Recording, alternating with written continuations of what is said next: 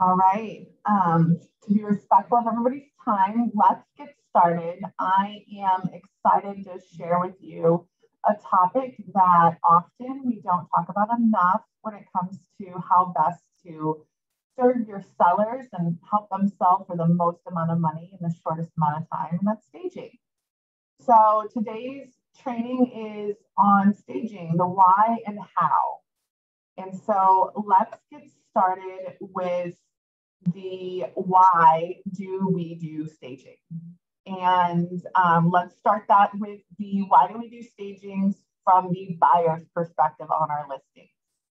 And the reason, and this is often what I would go over in a listing appointment with my sellers so that they understood why it was so important and why I was going to ask them to invest so much time and sometimes money, because often they would need to either rent a storage unit to get some additional furniture pieces out and some personal property, and that they have to box up and go get a storage unit to store it in if they don't already have another place to take it to, and or if their basement is already not a place that we could store it, or the garage. We can talk a little bit more about logistics later.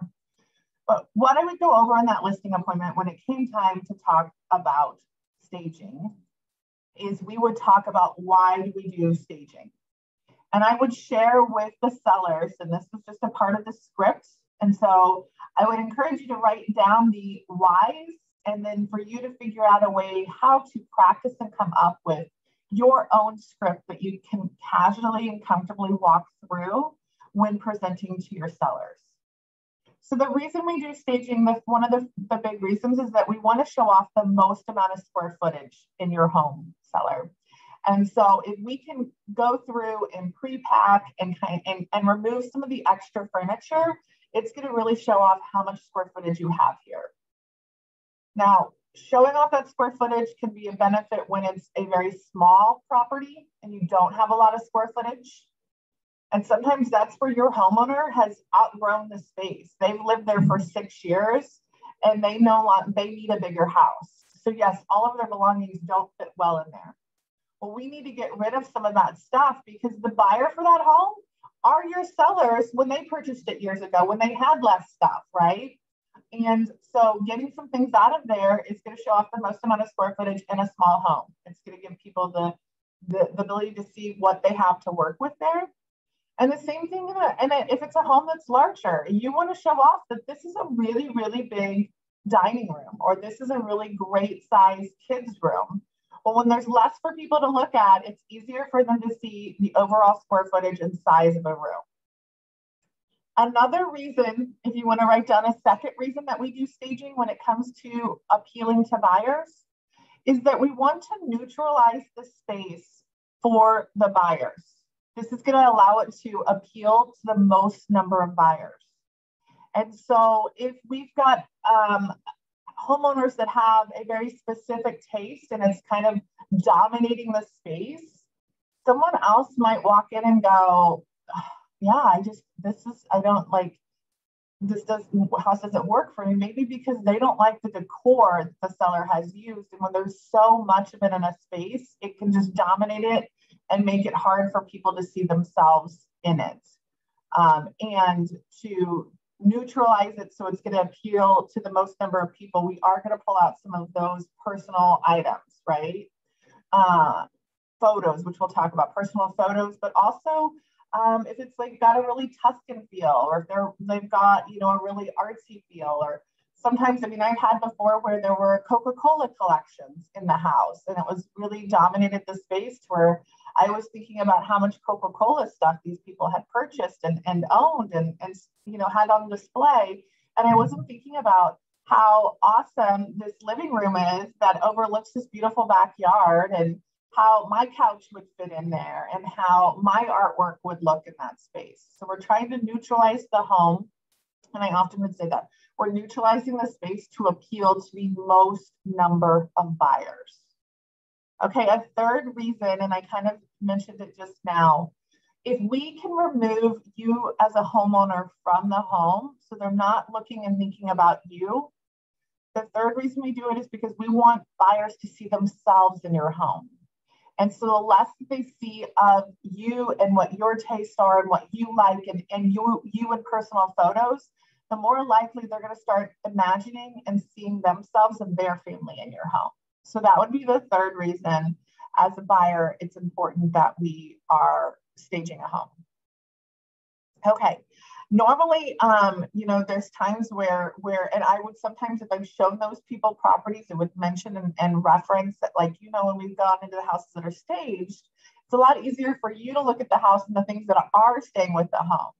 So again, like your really cool, awesome, trendy couch and chair and lamp, those are going when the house sells, and we are selling the house. We want to make sure that we're showing off the features of the house. Also, your really bright, colorful pillows and this, rug or all of these different things you've got in here are really distracting from the fact that you refinished these hardwood floors and they're beautiful, and you've got brand new windows in here. So I want to make sure that we are showing off all of the great features of your home that are staying. Okay, so there's often very much so some pushback, as I mentioned before, from sellers, because staging their home does take work. You're asking them to go through and move things and pre-pack and store things elsewhere before they get it listed and put it on the market. And so often there would be some objections to it, whether it's from both parties, if there's more than one party involved as a seller, or from one. And one of the ways that I would handle that objection is I would say, you guys, we're going to be moving anyways, right? Like that's our hope, is that we put your house on the market and it sells, right? So we're going to have to get all of this stuff out eventually anyways. By using some of the stuff that with packing and getting things ready for staging and pre-packing some things, then hopefully we can get a little bit, half of it done or a third of it done and out of the way so that when it is time to actually move, you've already got a pretty good jump start on it. Sometimes that would go over well. And it was also sometimes where you get like a little bit of a nod, like, yeah, I guess we are going to take this huge book collection or this huge DVD collection. Some of you that have been selling for a while know what I'm talking about when you walk into a living room and the bookshelves are filled with DVDs and video games and randomness. And they're starting to nod and go, yeah, I guess you're right. Like, we are going to have to pack all that stuff up eventually and take it to our new house. Why not do it for staging? The other is, I will often point out to them, because sometimes I would say that there's a little bit of an objection and you're going to see it in body language, or it might just be uncomfortable for you to talk to some clients about staging. And I often like to point out to them, your home is absolutely beautiful. And there is nothing wrong with how you've decorated it and how it feels right now. It feels really cozy and amazing. It's a wonderful, beautiful home. And there is, though, a difference, guys, in how we live in a home and how we sell a home. And so please note that any of the remarks that we're making about staging is not because you don't have good taste. It's not because you didn't do a great job of decorating your home. It's just that when it's time to sell, there's a different way that we present the home when we sell it versus when we're living in it. And very much so when we get to the point that we are completing all of our staging and such, it's going to feel a little bare and a little empty. But that's because, again, we're trying to show off the most amount of square footage. We're trying to neutralize and appeal to the most number of people, and we're trying to get people to see themselves in it. That's another time in which people would often, A, drop their shoulders and be a little more open and responsive to the idea of staging.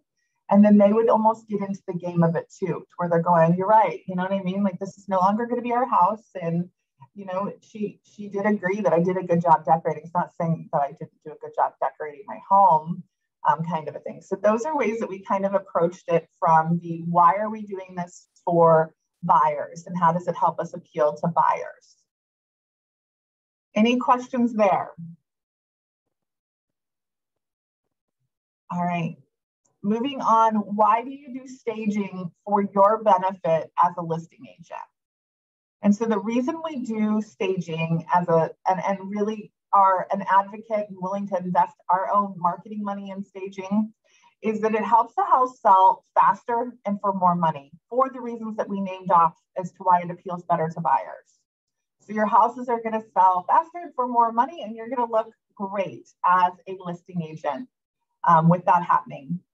Also, the photos that you're investing money in for your marketing materials, those photos are going to look so much better in a house that has been neutralized, that there's less distractions, there's less personal items out. So the money that you're investing in photos, those photos are going to look better for marketing that home. They're also going to be then collateral that you can use to create other marketing material or share on your social media and other places. Those photos are going to look that much better if you can get your homeowners to do stagings for you. It's also where it's another service that you're providing. It's another level of service that you're providing your clients. It is a lot of work, and it does take getting some buy-in from the sellers for them to do it. But I will tell you, once they do it and they get to the other side and they see how fabulous their house looks, they feel so confident and good and are just really excited about the presentation and that they gave it their all, that it adds to when they are telling others about what it is that you did to help sell their house. They're sharing that, hey, she came in and gave us a list of stuff to do for us to stage our house and get the most money for their house. So that is another reason as a listing agent. To go back to that it's going to sell for more, often when I had, and another objection that I would come across, guys, with sellers is, I would say, I know we've talked about how we want to sell your house for the most amount of money. And the things that you've done around here are absolutely beautiful. I will tell you that the work you've done is great. And the work and effort you put into staging is what's going to help us when we use that seller's estimated proceeds worksheet with the 2 columns. But it's going to help us get the most amount of money, and it's going to cost you the least amount of money to do. So going and pre-packing your things and doing some of these staging items is going to allow you to get more. And I used examples. I'm like, there are times where I've sold houses for $15,000 more or $10,000 more because we did staging. And if we don't want to do staging, that's fine. I just think that we'll end up selling a little bit more closer to this range than if we were to do the staging. So I do often point that out.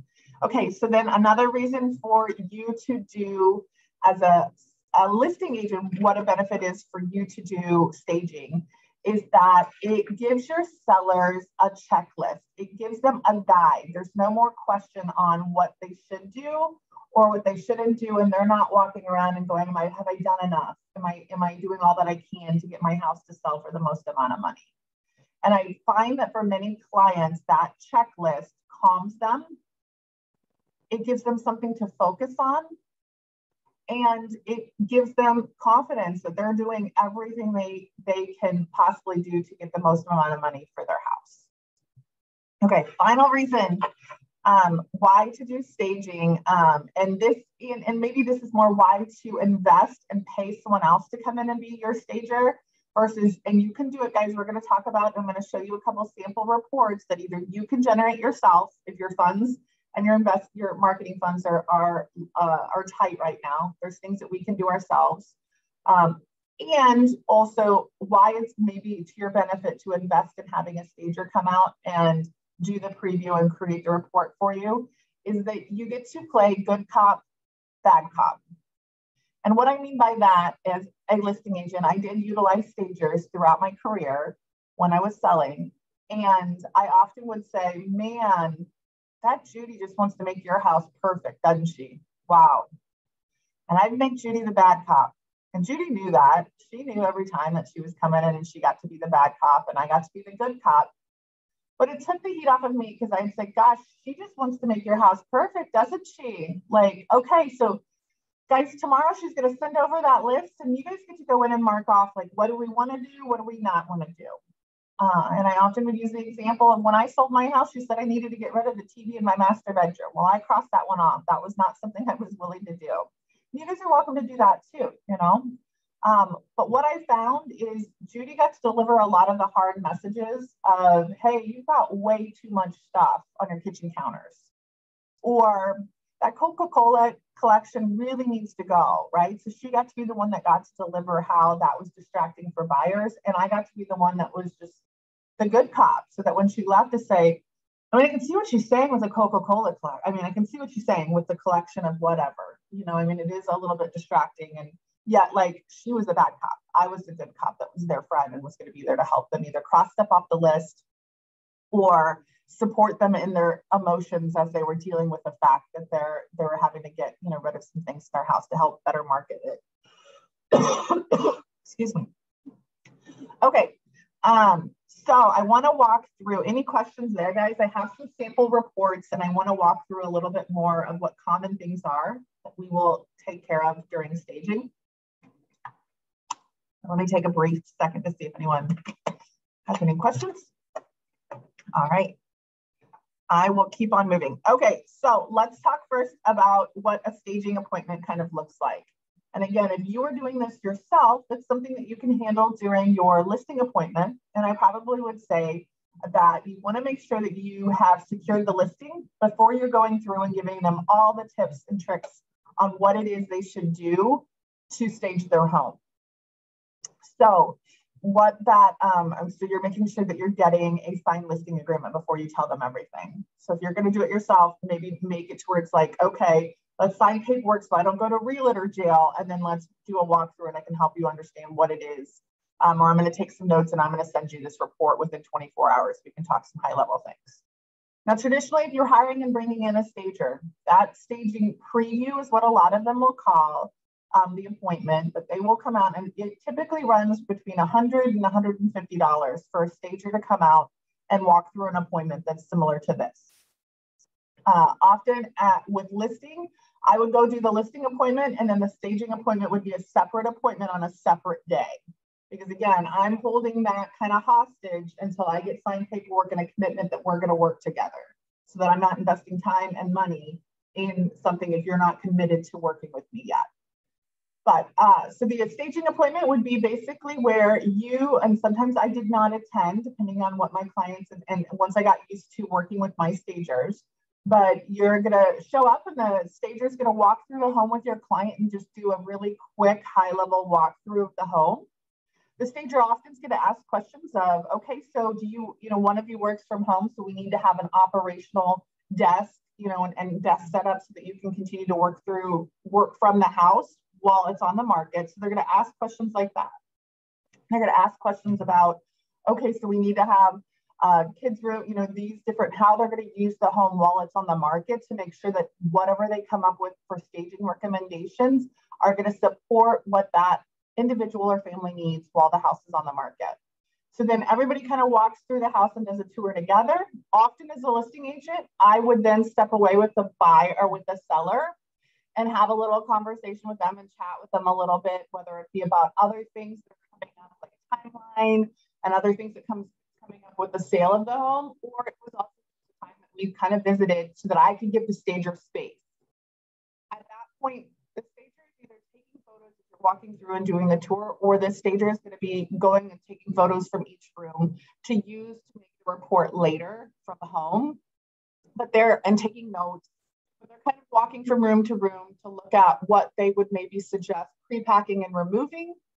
And also sometimes there's where the stager is going to suggest one piece of furniture from one room to a different room, because they're going to try to utilize the furniture in different purpose in each room.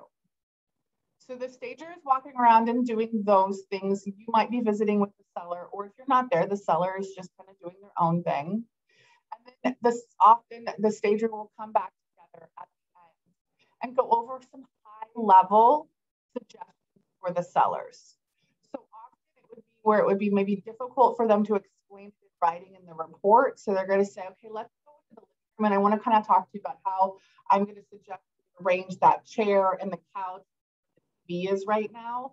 And she would walk through a little bit of make it clear what I mean when I say facing west or facing, and having this one here. So there's kind of like go ahead and explain some high-level things that might be difficult to explain just via the report. There are also times that during that like wrap-up session at the end of the staging appointment, that if there was something either a hard message to deliver, she would go over it, like the Coca-Cola collection, right? We would sit and talk about that while we were in that house.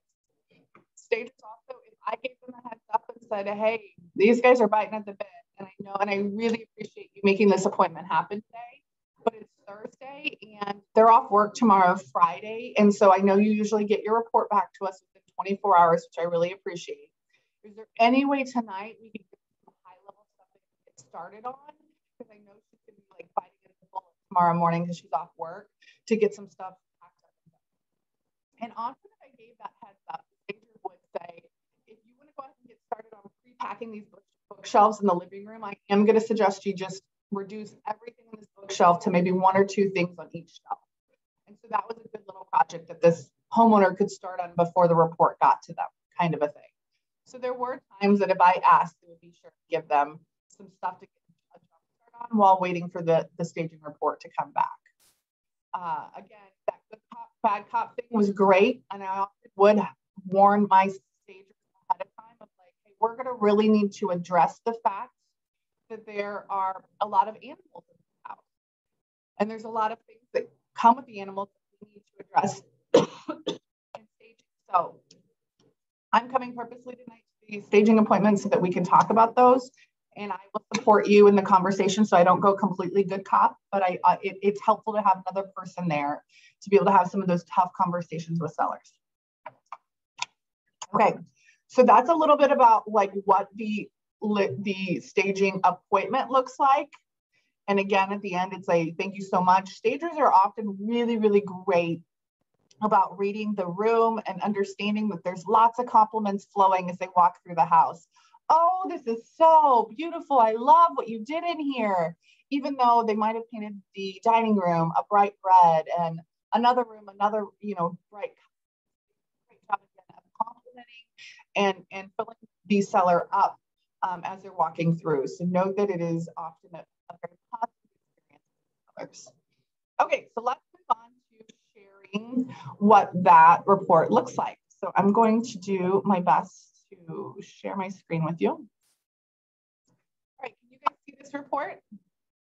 Any thumbs up in there? I'm going to assume so unless I hear somebody holler.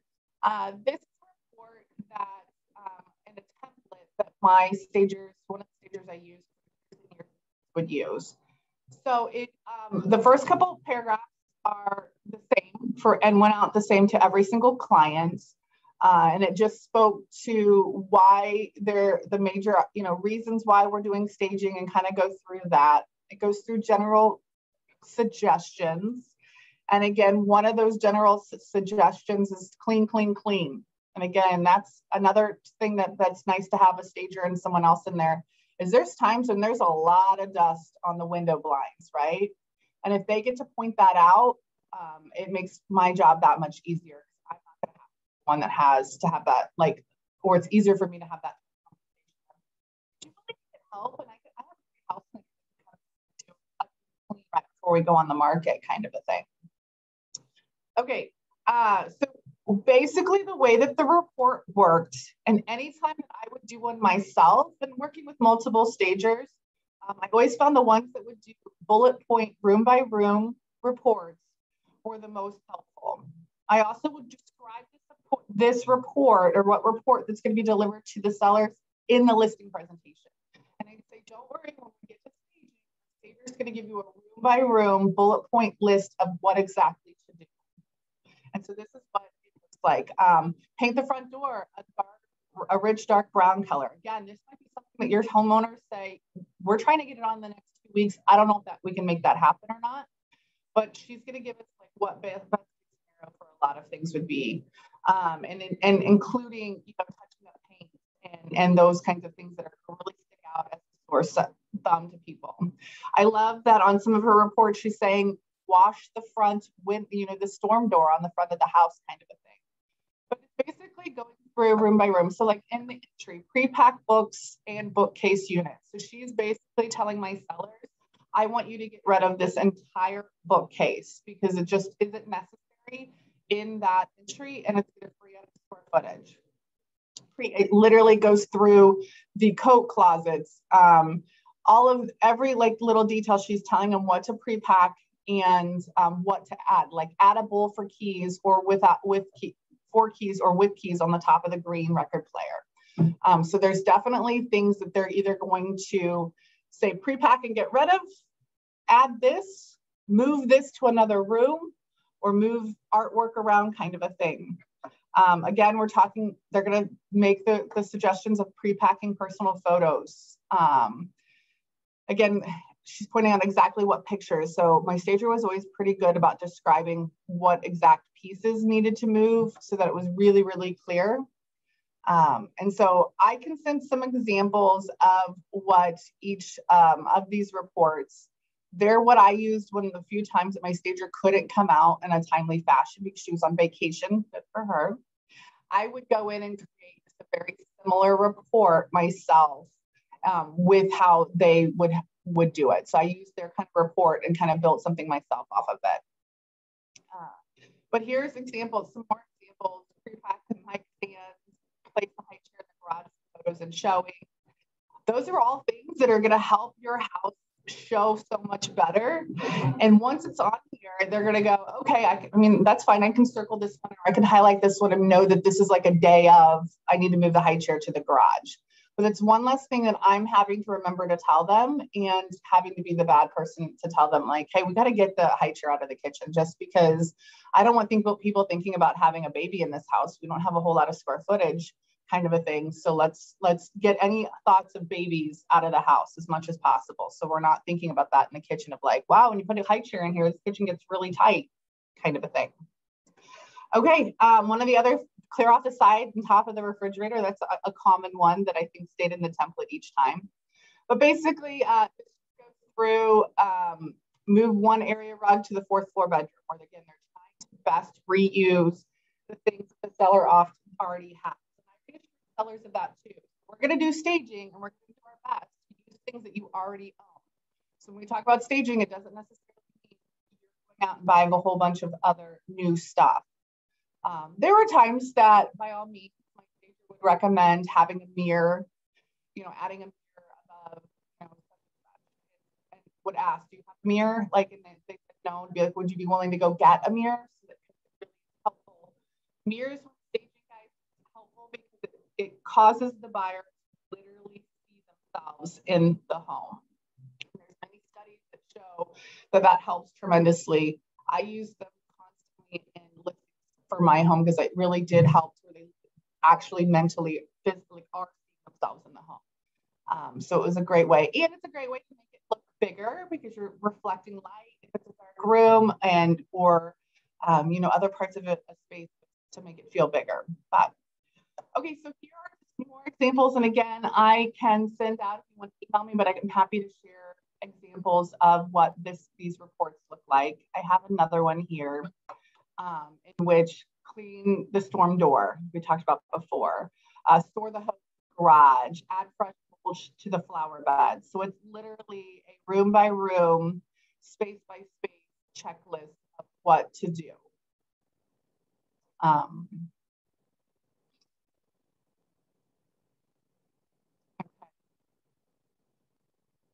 I often too would use the report to go back in and look at it prior to going to that photo appointment. Because note, your sellers, and I worked with a lot of type A's, I mean, as you can imagine, that was kind of somebody that was drawn to my personality and how I did things. They loved the checkpoint, the checklist, right? Of things that they do. And again, it gave them a sense of focus, it gave them a calm, because they knew what was on the checklist, they were doing everything they possibly could. And so often they would do everything on the checklist. They were checkbox people. They were people that want high achievers, overachievers, right? And so often I would laugh because they had done every single thing on the checklist. And often I would also, if there was some time between when we did the listing appointment, and we did the staging appointment, and when we went on the market. So sometimes I would do this knowing that we weren't going to go on the market for 3 months. But then my homeowner had those 3 months to kind of work room by room through these stages instead of sometimes we were trying to go on the market in 2 weeks. And so it was a fast period to get through those staging recommendations. But as long as I had a signed listing agreement, I was fine with sending out a stager and giving them 3 months to work on all of these items. And those times, though, it was really important that I pulled that staging report back up so that I could refresh all of the work and what my sellers had done prior to going to the photos appointment. That way, when I met them at the photos appointment, I could say, oh my gosh, like, wow, this kitchen, like wow, this is amazing. And I could remember all of the things that were there before that we had asked them to get rid of and move them around. So I would highly suggest that if there's flag time and you don't remember exactly what the house or all the details of what they did, pulling up the staging report and reviewing it prior to going to that, like, ready for photos appointment, so that you can really ooh and ah. Homeowners are looking for that, especially when they put in a ton of work to stage their home to get it ready. Okay, so this is what the staging report kind of looks like. We talked about mirrors and the importance of mirrors. Another thing that often homeowners maybe wouldn't have enough of are lamps. Stagers often were on the hunt for lamps, just because lamps add another level of light in a room. It makes it like cozier and such. You're going to have homeowners turn on all lights and lamps and such for showings. But that was something that sometimes they might have to go purchase. I had sellers that would borrow them from family members, like go and borrow a couple lamps from family members, and then they would be able to give those back, just because sometimes the budget isn't allowed to go and buy a whole bunch of new lamps. Something else that was very common and awkward and sometimes hard to talk about, but removing religious items. Again, if we are trying to neutralize the home and make it as neutral and comfortable for buyers, we sometimes have a lot of religious crosses up or different quotes or something of that sort could make some buyers who maybe don't share the same uncomfortable. And so that and or eliminating it was sometimes a difficult conversation to have, and yet it did help neutralize the home so that it appealed to more people. Another part was the sports and college piece. I know these days things are selling pretty fast, and yet you guys have probably all been there when you're showing a home and you walk up and there's an MU, rug greeting you there. There's MU stuff all over the house. So it sounds silly, and I know our rivalry has gotten better, and yet you might have people that literally just kind of turn their nose up because they went to KU. This doesn't sound like a big deal, but I will tell you, back in the day, there was a lot of times where I would have to take it as a buyer's agent. It would take me a little bit of time to get to say, well, yeah, but like, look how big this man cave is down here, or this family room is down here, because I was having to distract the buyer from the fact that it was covered in a school that was a rivalry for them, or a school that they didn't like, or whatever it might be. And it was so much easier when some of that stuff was toned down or just removed. Another piece is going to be alcohol. That is something the stagers always kind of talked about, where like reducing or eliminating, big displays of alcohol, just because it was something that was a distraction for buyers. So not something you always think of, but it was definitely something that we would address when we were either doing that walkthrough or through our staging report. And then finally, probably the most difficult thing for some people are taking down the personal photos. Having recently sold my house, it was something too where I'm like, gosh, do you really think it's that big of a deal? And yes, taking down your personal photos is huge. Now it adds another layer of, okay, well, now what do? I have where I had these three hanging frames on the wall. Do I have to patch those holes? And sometimes that was like, well, that's a lot more work than I have time for. At times, suggest that they put in a landscape photo in that picture frame, instead of having to take down a patch and such. But the reason that we're removing those picture frames, and you guys know this from when you've been showing, how many times do you have buyers that slow down and are like, oh my gosh, look how many people they had in their wedding. Like they had a huge wedding party. 14 people in their wedding party, right? Or they're pointing and going, I know these people. I think we know them. Or they're going, oh, look, that girl. And like, oh, they looks like they went to a vacation to Hawaii or something here. They took pictures on a beach, and now they're zoomed in and focused on your personal photos. And they're not looking at how great the crown molding is, how beautiful the light fixtures that you paid so much money for to put in your home. And they're seeing you in the home. They're not seeing them. They're not thinking of themselves. They're thinking about how, oh my God, how did two boys and a girl that size, size lip here? Or do you think they're an older couple? Like those look like older kids. Do you think? And that looks like those pictures could have been taken like 5-6 years ago. Maybe it's an older couple that's selling the house. Who cares? That gave away clues. The buyer wouldn't be thinking about how old the seller is, what the life situation of the seller is, what the financial, they've got money to go on a vacation. Well, it looks like they went a couple times to a couple of took pictures on a beach. They must have a good amount of money, these sellers. So they probably don't need us to, blah, blah, blah. They're thinking way too much about the seller, not enough about the home. So please, it's awkward and uncomfortable and hard as it is sometimes for people to take down personal photos. I cannot suggest it enough, even if it's you have to pick what you get to do, get rid of the personal photos. Okay, stepping up. So that is what I have put together to chat with you a little bit about staging. And again, I cannot recommend staging enough. It's something an investment I made early on, and every single one of my listings was an extra service I provided. But more than anything, it did help houses sell faster and for more money.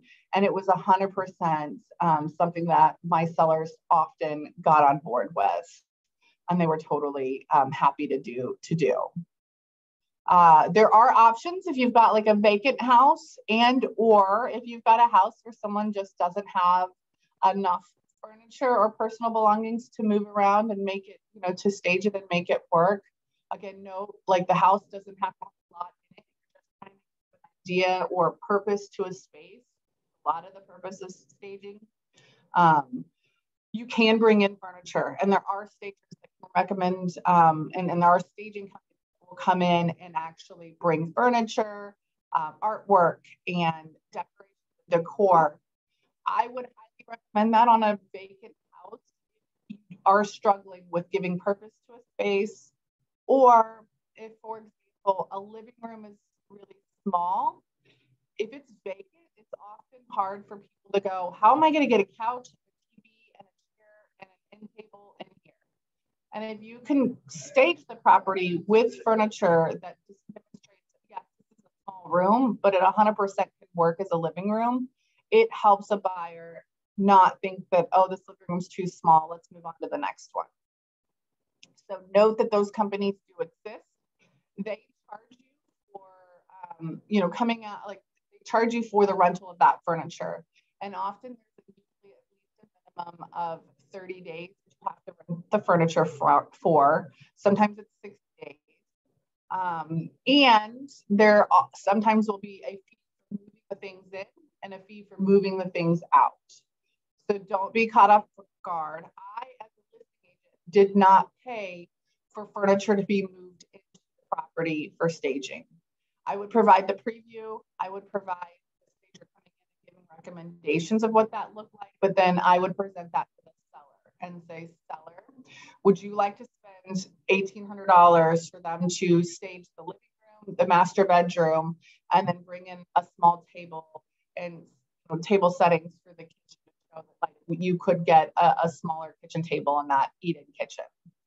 And then the sellers got to make a choice on whether or not they wanted to invest that money in staging their home. So I would pay for the preview.